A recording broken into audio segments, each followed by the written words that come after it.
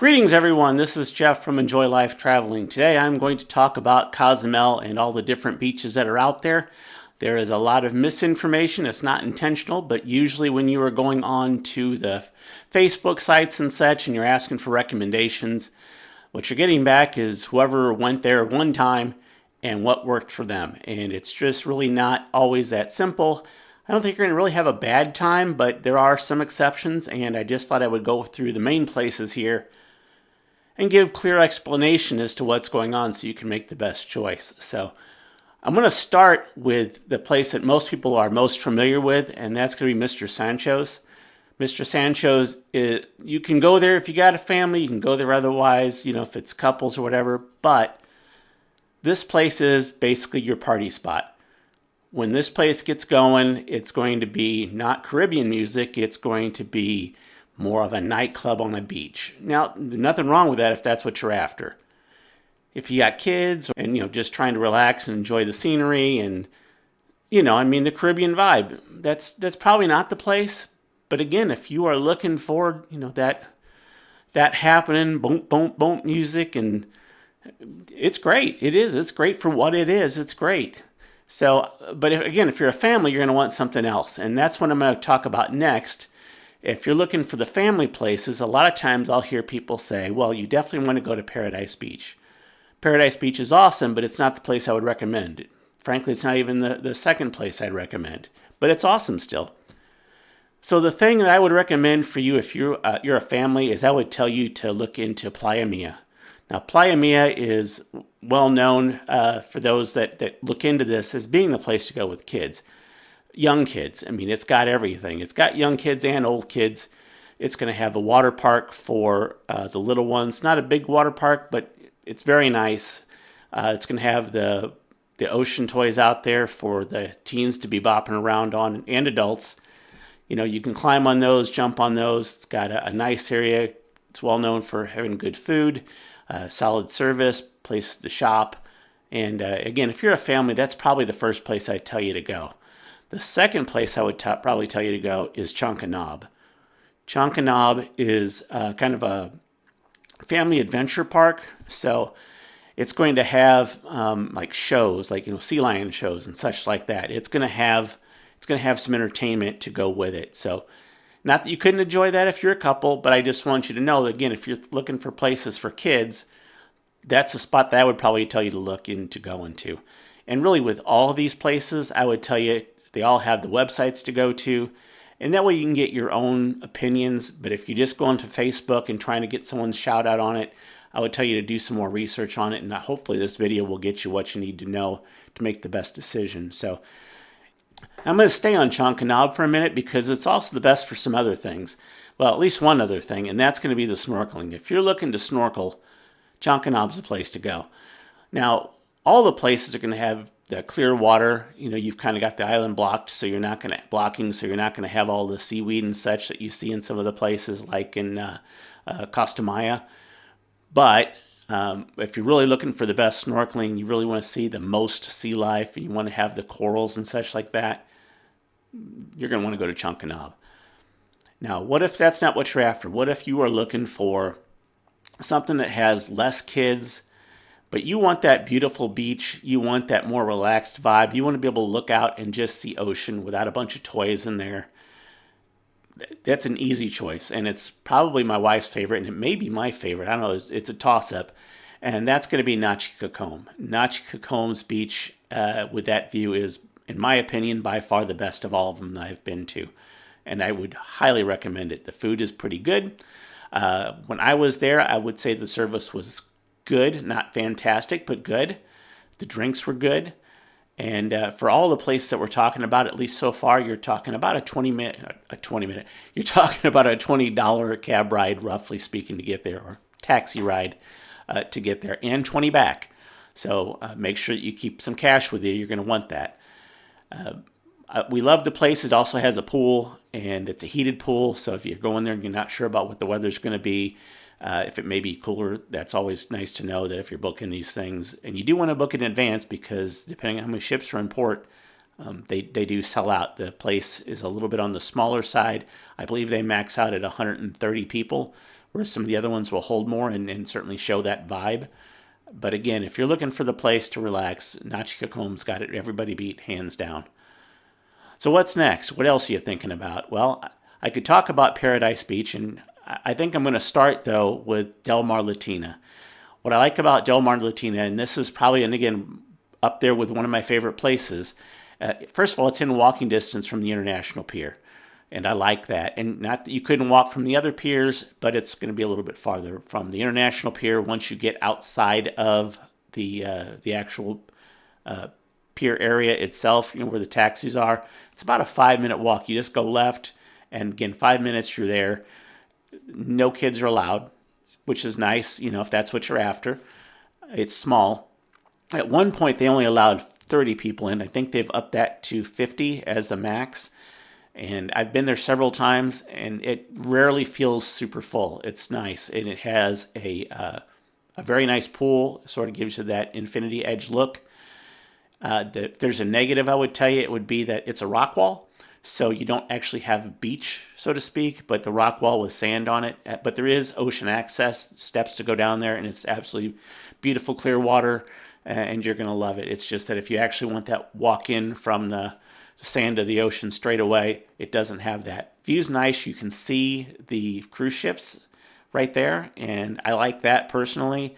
It's also, you don't feel too stressed about trying to find a cab or getting back on time, because it's just about as fast as you can walk. Again, it's going to take you 5 minutes to get the mouth of the port there where the taxis are. It'll take you longer probably to get to from one end where the taxis are to where the ship is.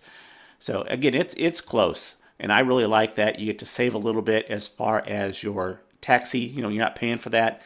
Plus, it's actually it's the least expensive all-inclusive place. When I was going there, it was $39. I believe they've upped that to $45 per person all-inclusive. So you got your food there, you got your drinks there. The drinks are good. The food is fantastic, and the service is one of the best that we've been to. And I say one of the best because the other one, I'm going to tell you, and we're going to go right to the place that a lot of people talk about, and that's Paradise Beach. Paradise Beach is, if you're not sure what you're going to do, like maybe you have kids, but maybe you're going to leave them on the ship and have them being watched in one of their care places, or maybe you're not, and you're just not sure, that's the place you can go because it's good enough. It doesn't have as much of the toys. If that's your focus, you go to Playa Mia. But if you want to have something to where there's a kid's going to have a good time, the teens are going to have a good time, that's it. And it easily has the best pool. Beautiful pool. Fantastic service. Probably the best. Maybe close to maybe Del Mar Latina is close to that, but yeah, they're really good. And I like that even though it's all inclusive, you're not like bogged down with, say, I like beer, and they're not going to give you a beer. They will give you a bucket of beer if you want it. So, and their bucket's only going to have maybe 2 or 3 in it, but I'm just saying the service is there. They're going to check on you and see what you got, and you're not going to have to wait when you get close to being low on a beer trying to find somebody, because you're going to have one in there, and they're going to check on you. So I really like that. For me anyway, there's one big downfall, and that is, and it may not be a downfall to you, when you go to the ocean area, the view, it has all those ocean water toys in it. And I would like to at least have some section to where I feel like I can see just ocean unobstructed. And there's no unobstructed view there. It is just toy after toy after toy out there to bounce around on. So that's my opinion. If that doesn't bother you, this may be the best spot. Depending on what you're looking for, this might be up there. You're going to have a good time, that's for sure. And I think it gets recommended because if you go there, I don't know that you can have really a bad time. I mean, you really couldn't. Even if you had kids and it didn't have quite as much stuff as you like, you're going to enjoy it. It's a good place. So I would definitely keep that on your radar. So the last place I'm going to cover, I'm going to tell you, I haven't been there yet. It's on my radar to go, and I've got several trips to Cozumel planned. And that is, I like it. Again, it's in walking distance of the port. And it's even closer than Del Mar Latina, which is how I discovered it. So I would say it's maybe 3 or 4 minute walk from where you get in the taxis and you go left. And that is a place called El Cid. and they have El Cid in a couple other places. There's a hotel there, but it seems pretty nice. I looked into it a bit. I talked to the guy that was out front there, and it's a little more expensive. I think it's close to $100 a person to get in, but you do save the taxi fare. And a lot of times, some people just are not comfortable getting in a taxi in another country, and I get that. And in places like Costa Maya, I think that's probably even more so, the case where you go, I'd rather not, but you gotta. And here you don't. You can just walk there, and you've got a nice place to enjoy yourself. It does, again, it's a rock wall, but they do have an area there to where you can walk into from the sand into the ocean. So it's nice, but it's not when I say walk in, it's not like you're gonna have a bunch of chairs out there. Your chair is going to be more on the rock wall and looking out. Whereas if you just wanted to get in, you would just walk down the sand to get in. It seems like a very nice place. The guy I was talking to was very friendly, and it sounded good. It's just we were just going to, and we already had this, is that we had purchased the spot at Del Mar Latina. And that's something I also want to share with you, is that if you're going to these places, sometimes this port can get really, really busy. So you can check on your ports to see how many ships are in town. And I will put the link that I use to find out how many ships are around. If there's, 2, 3, maybe 4 ships, you might not be so pressed.